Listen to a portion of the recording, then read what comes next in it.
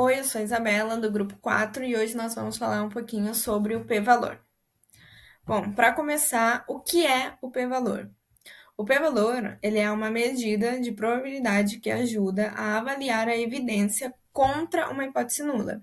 Ele representa a probabilidade de se obter um valor estatístico tão extremo quanto o observado, ou ainda mais extremo, sob a suposição de que a hipótese nula seja verdadeira. Em outras palavras, o p-valor indica o quão compatível está o resultado obtido com a hipótese nula. Temos duas interpretações para o p-valor. A primeira é: se o valor do p-valor for pequeno, geralmente menor do que um nível de significância pré-determinado, como 0,05, rejeitamos a hipótese nula, pois a evidência sugere que a diferença observada é estatisticamente significativa. E a outra interpretação é: se o valor for grande, não temos evidências suficientes para rejeitar a hipótese nula, relatando que a diferença observada poderia sim ser devida ao acaso. E o cálculo do p-valor no teste T para diferenças de médias, ele é quando realizamos um teste para diferença de medidas em amostras independentes. Queremos saber se as medidas de dois povos ou grupos são diferentes. Para esse teste, temos três hipóteses de alternativas que podem ser testadas. O teste bicaudal, que testa se as medidas são diferentes sem especificar a direção da diferença. O teste unicaudal, à direita, que testa se a medida do primeiro grupo é maior do que a do segundo grupo. E o teste unicaudal, à esquerda, que testa se a medida do primeiro grupo é menor do que a do segundo grupo. Agora nós vamos aprender como vai ser o passo a passo para a gente conseguir calcular o p-value para os diferentes tipos de hipóteses alternativas.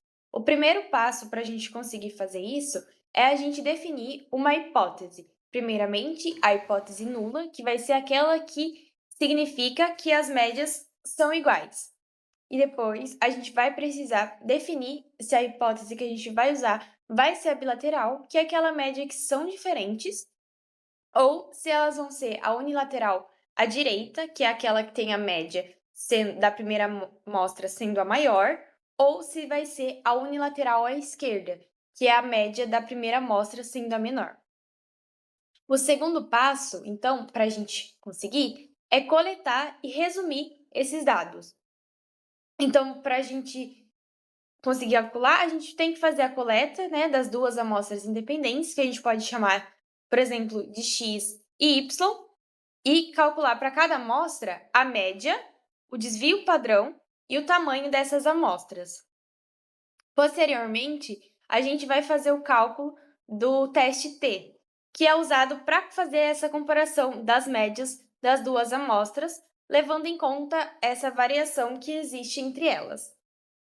Posteriormente, a gente a gente determina os graus de liberdade para então a gente conseguir calcular o p-value, né, o p-valor para cada diferente tipo de hipótese alternativa. Aí a gente vai interpretar o p-value. E aí a gente vai ver e chegar à conclusão de esse valor ser então se a hipótese nula é a verdadeira ou então a hipótese alternativa. Bom, a partir do valor que a gente calculou para o p-value e também para o nível de significância que a gente adotou, que é representado pela letra alfa, a gente pode então decidir se a hipótese nula está ok ou se então a gente apoia a hipótese alternativa. Se o valor do P for menor que o nível de significância, então a gente rejeita a hipótese nula, porque vai ter evidências mostrando que a hipótese alternativa é a correta. Agora, se o valor do P for maior do que o nível de significância, a gente não rejeita a hipótese nula. Então, a gente indica que há evidências para não rejeitar a hipótese nula. Então, ou seja, ela está correta. Agora, a gente vai aprender como calcular isso no software. Bom, aqui então a gente está com o teste de 3 hipóteses diferentes, né, para poder calcular o p-valor. Né? Então, primeiro aqui a gente tem a altura em centímetros de uma planta comum, e para esse exemplo a gente vai usar um exemplo de uma planta com mutação. Né? Então aqui a gente tem os valores da segunda planta e aqui o da primeira planta, que é a planta mutada.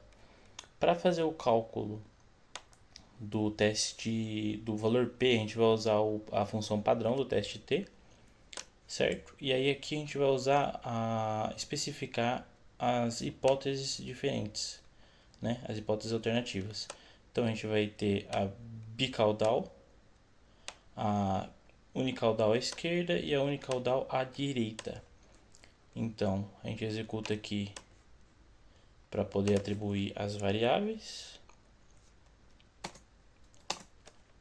Foi atribuído aqui as duas, né, criado os dois conjuntos de dados. Aqui a gente faz o teste T para poder ter o p-valor com a hipótese bicaudal. Temos aqui o p-valor de 0,02432. Aqui a gente tem o segundo teste, que é um unicaudal à esquerda, p-valor de 0,987.